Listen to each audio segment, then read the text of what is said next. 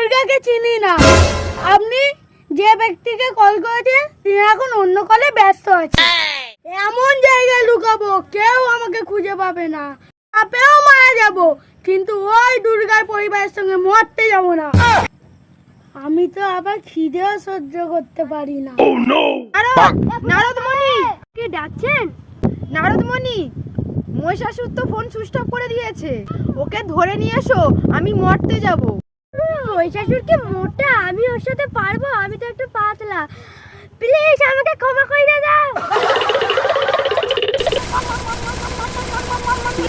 গণেশ, কার্তিক, লক্ষ্মী, সরস্বতী, তোরা কোথায় রে? কার্তিক, তোমার কি শুধু ফ্রি ফায়ার খেলা? তুই মামার বাড়ি যাবি না তো? দেখ মম, আমি হিরোলিককে মেরেই যাব। তোর হিরোলিক বন্ধ কর। মহিষাসুর ফোন সুইচ অফ করে দিয়েছে, তুই খুঁজে নিয়ে আয়। দেখ আমি পারবো না। এই জন্য তোকে সবাই হেকাতে কার্তিক বলে।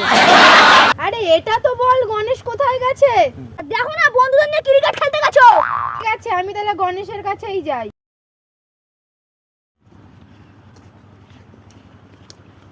গণেশ দাদা, তোমার বড় বড় কান সুর কোথায় গেল? আরে আমার বড় কান আর বড় সুর থাকার জন্য মরতে আমাকে কেউ সেলফি তোলে না। আমি মায়ের কাছে বায়না করলাম আমাকে কার্তিক ভাইয়ের মতো করে দিতে, নইলে আমি মরতে যাব না। তাই তো তোদের মধ্যে আমাকে বানিয়ে দিল। চল ক্রিকেট খেলি।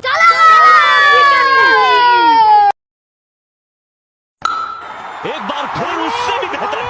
মা, কি হয়েছে?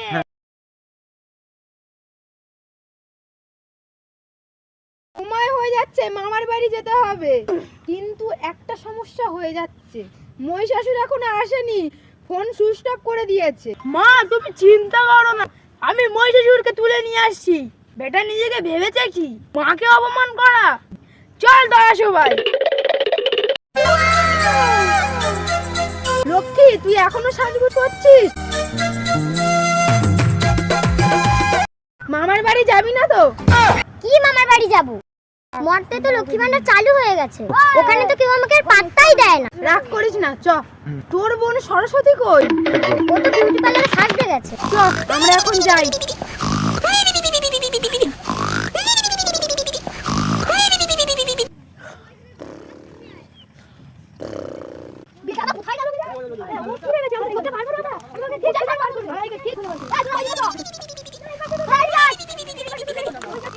কিছুটা শুনতে পেলাম না? নাগেরটা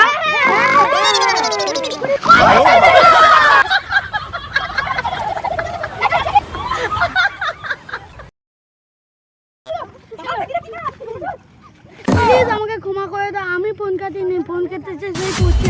ঠিক আছে, তুই মরতে যাওয়ার জন্য রেডি হ।